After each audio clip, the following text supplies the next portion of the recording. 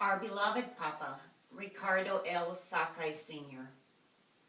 My father was known to all of us, not just his family, as our beloved Papa. He was a humble and hard-working man who consistently made unconditional sacrifices for his family and friends. He never bragged about his accomplishments, even though they were many. He was a loving and peaceful human being who believed that there was good in everyone. He gave people multiple chances to redeem themselves. However, he also taught us that when people treat you wrong, you have to be strong, let go, and move on. He was a God-fearing soul who continued to have faith in the Lord in the midst of pain and adversity. He was a wonderful husband and father who considered all who called him Papa as part of his family. I just want to share a few things about my father. He was born in the Philippines as the oldest son in a family of 12. At the tender age of 12, Papa worked as a horse and buggy driver and did lots of other odd jobs to help his parents support the family. He built two extremely successful businesses, the Ifugao Commercial Store and RS Lines, a transportation business. This is how he taught us the significance of hard work, responsibility, and work ethic. He served as vice mayor of our town, Kiangan, Ifugao, for 20 years. He was a well-respected figure in our community. I remember a man from a barrio coming to our store one day and asked Papa for a photo of our family.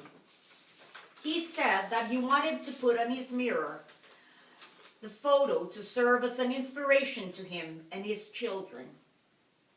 Papa taught us that it was our obligation to strive for excellence.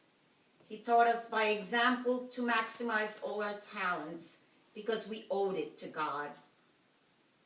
My father loved this country, the United States of America, as much as he loved his beloved Ifugao province.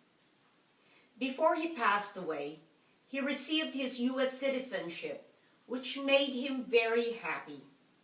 On the other hand, he never forgot his roots. We, as a family, always viewed our growing years in Kiangan as the best years of our life. We will always look back to those wonderful years with great fondness, love, and gratefulness. In the past few years, Papa always lit up whenever we were talking about Kiangan, and whenever he was talking about his friends from Kiangan, like his Padre Loy and his Padre Joe. In our many conversations, he told me that when the time comes, he wanted me to thank all the people of Ifugao for being so good to him and his family. So from Papa and his family, thank you to all our Ifugao brethren. Papa had strong family values. He established a family routine that we all had to abide by. We all had to eat dinner together to thank God for all his blessings by enjoying our family time without any distractions.